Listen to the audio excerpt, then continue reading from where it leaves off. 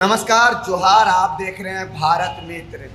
आपको बता दें कि यूजीसी जो कानून आया है, आने के बाद से लगातार पूरे देश भर में इसका विरोध हो रहा है। तो आपको बता दें कि उसी को लेकर सुप्रीम कोर्ट का आज एक फैसला आया। आपको बता देते हैं कि सुप्रीम कोर्ट ने यूनिवर्सिटी ग्रांट्स कमीशन यानी यूजीसी के नियमों पर अगले आदेश तक जो है रोक लगा दी गई है। फिलहाल रोक लगा दी। Chief justice of India Suryakant और जस्टिस जयमाला की बेंच ने ये सुनवाई किया है। नियमों पर सवाल उठाते हुए कहा कि हमने जाति विहीन समाज की दिशा में कितना कुछ भी हासिल किया है, क्या हम अब उल्टी दिशा में चल रहे हैं। सुप्रीम कोर्ट ने केंद्र सरकार को ये फटकार लगाई। तो वहीं चीफ जस्टिस ऑफ इंडिया ने केंद्र सरकार से कहा कि आप SC/ST स्टूडेंट्स के लिए अलग हॉस्टलों की बात कर रहे हैं, ऐसा मत कीजिए। असुरक्षित समुदाय से भी ऐसे लोग हैं जो समृद्ध हो गए। कुछ समुदाय दूसरों की तुलना में बेहतर सुविधाओं का आनंद ले रहे हैं। तो सुप्रीम कोर्ट ने पूरे मामले को लेकर केंद्र सरकार को फटकार लगाई और इसी पर बात करने के लिए मेरे साथ इन्होंने भी विरोध किया था यूजीसी का राजीव रंजन जी है। राजीव रंजन जी, सुप्रीम कोर्ट का जो है आज ये फैसला है कि अगले आदेश तक रोक लगा दी गई है। एक चीज तो स्पष्ट है, जो मोदी सरकार भी जानती है इस बात को कि आप हिंदू समाज में विरोध करके ज़्यादा दिन तक नहीं चल सकते। इसलिए नहीं चल सकते कि आपने एक कमिट किया था कि हम हिंदू राष्ट्र का निर्माण करेंगे। और एक छात्र का क्या होता है, छात्र जीवन में आप बोलते हैं कि इक्वलिटी है, इक्वलिटी को मेंटेन करेंगे।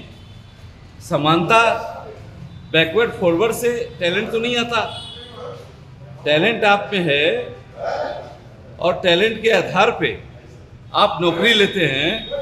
टैलेंट के आधार पे हमको तो विरोध नहीं है किसी ओबीसी समाज से, किसी SC समाज से, किसी ST/SC समाज से हमको तो तकलीफ नहीं है। लेकिन हमारा स्वर्ण बच्चा जो वहाँ पे यूनिवर्सिटी में कोर्स कर रहा है, चाहे जो भी करे, चाहे नीट का तैयारी कर रहा है, चाहे फोरेंसिक साइंस का कर रहा है, चाहे आपका बीटेक कर रहा है, चाहे आपका MBA कर रहा है, अगर उस बच्चा अगर ओबीसी पे कमेंट करता है कि आप बनिया हो, आप तेली हो, आप काला हो, ये कौन सा कानून है यार। वही दोस्ती है, वही स्वर्ण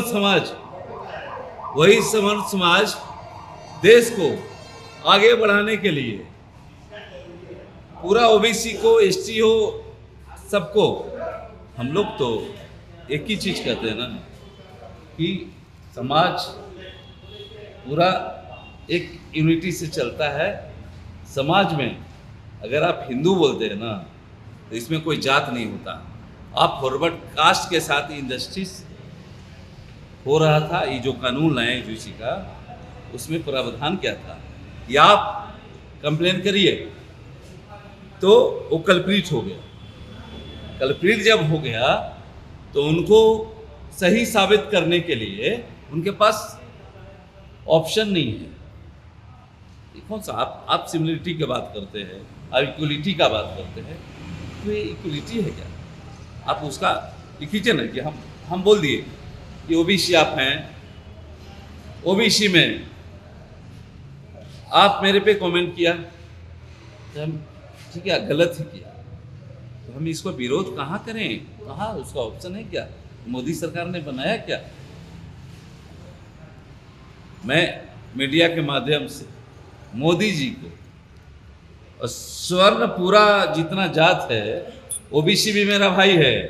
ऐसा नहीं कि स्वर्ण जाति का मैं यहाँ पे रिप्रेजेंटेटिव हूँ तो स्वर्ण की बात करता हूँ। ओबीसी भी मेरा भाई है, ST/SC भी भाई है ना।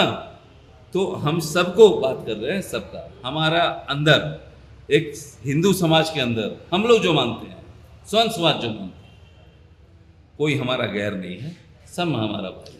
लेकिन केंद्र सरकार तो ये कहती है कि हिंदुओं को एकजुट करने का काम जो है वो केंद्र सरकार कर रही है। जब वो कानून लाती है तो उसका आप लोग विरोध करते हैं। एक चीज बताइए, यही मोदी सरकार, हम वापस से बोल रहे हैं, प्रीवियस इंटरव्यू में भी मैंने बोला है कि यूनिफॉर्म सिविल कोड मोदी सरकार लाने वाली थी। इसमें क्या है, इसका ये जान लीजिए कि इसके अंदर सारा हिंदू भाई, सारा हिंदू भाई, चाहे राजपूत हो, भूमियार हो, लाला हो, चमार हो, डोम हो, कुर्मी हो, चमार हो, यादव हो, सब इसके अंदर यूनिफॉर्म सिविल कोड लागू करना चाहते थे। ये करते करते सनम क्या कर गए, क्या कर गए हैं? क्या करे, दरिया के दो किनारे हैं तो हैं, ओबीसी मेरा भाई हैं, ST/SC भाई हैं, वो हैं तो हैं। इतना पूरा देश भर में यूजीसी को लेकर विरोध हुआ, सरकार जो है उनके कानों में जू तक नहीं रेंगा। हालांकि सुप्रीम कोर्ट के हस्तक्षेप के बाद अगले आदेश तक इस कानून को रोक लगा दिया गया है। ब्रो, एक चीज मैं बोलता हूं आपको कि कोई भी चीज सुप्रीम कोर्ट भी क्या देखती है, इनजस्टिस किसी के साथ ना हो। ये तो मोदी सरकार क्यों किए और क्यों इम्प्लीमेंट, ये कानून 13 में पारित हुआ, 15 को इम्प्लीमेंट हुआ है जनवरी में 2026 को। और क्यों किए ये तो I have no idea about UGC rules हो, बट क्या है, मैं बोल रहा हूँ कि जो गलत है, सुप्रीम कोर्ट क्या है, आपके साथ अगर जज हो रहा है, इंजस्टिस हो रहा है, सुप्रीम कोर्ट तो देखती है ना ये बात। तो उनको सुप्रीम कोर्ट अगर आज रोक लगाई है तो गलत कानून के चलते रोक लगाई है। कोई भी कैरियर बच्चा का खराब नहीं होना चाहिए। आप अगर यूनिवर्सिटी के अंदर पढ़ते हैं और आप 90% नंबर ला के, अगर आपको कोई ओबीसी ST/SC बोल दिया कि नहीं ये मेरे ऊपर कमेंट किया, तो विदाउट इंफॉर्मेशन, विदाउट आपका कोई भी चेक किया हुआ कि कुछ नहीं, इसमें आप कल्प्रिट बन जाओगे, तो ये तो अच्छी बात नहीं है।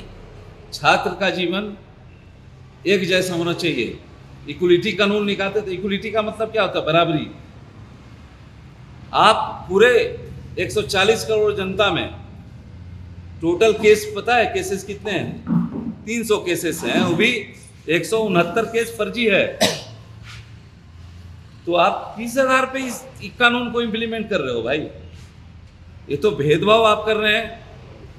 एक हमारा हिंदू समाज है, इसमें हम लोग सब भाई मानते हैं सबको, चाहे बनिया समाज हो, कुर्मी समाज हो, यादव समाज हो, राजपूतों ने, भूमियारों ने, ब्राह्मणों ने वो जमीन दान देकर समाज कल्याण करने का काम किया है। आप उसमें बताओ ना कि कॉलेज अगर बना उसमें सभी लोग पढ़ा कि नहीं पढ़ा? तो हम तो कभी नहीं भेदभाव किया। आप 1990 से आरक्षण ला रहा है, कभी विरोध किया क्या? VP सिंह लागू किए, मंडल कमीशन, कभी विरोध किया क्या? अभी आप ओबीसी आरक्षण हो, ये आरक्षण कभी नहीं विरोध किया। सब हमारा भाई है। आप समानता लाइए ना, लेकिन समानता इस बात को लाइए कि कोई अगर गलत है तो गलत है, लेकिन गलत होने के बाद अगर वो कंप्लेन कहाँ करेगा, स्वर्ण समाज कहाँ करेगा? उसका कोई है क्या? ये बताइएगा कि अब तो सुप्रीम कोर्ट का हस्तक्षेप हो गया है, अब सरकार को या तो कानून वापस लेना होगा या फिर संशोधन करने की जरूरत है। नहीं, आप लोग चाहते क्या है इसमें? चाहते हैं, कोई मेरा दुश्मन नहीं है, चाहे कोई समाज हो, ओबीसी हो, ST/SC हो, SC हो, कोई मेरा दुश्मन नहीं है। हम लोग स्वर्ण जात सबका, इसमें सबका सपोर्ट करते हैं, सबका ही करते हैं। हाँ, लेकिन इसमें संशोधन होना चाहिए। आपका 3AC जो भी कानून है इसका, यूजीसी का, उसमें संशोधन इस बात का है कि आप स्वर्ण को एक, उसमें इक्वलिटी कमेटी आप बनाए ना, उसमें एक मेंबर स्वर्ण समाज का होना चाहिए। दूसरी बात है, अगर कोई गलत उस पर आरोप लगाता है तो उस पर आप कहाँ कंप्लेन करेगा? स्वर्ण समाज कहाँ जाएगा?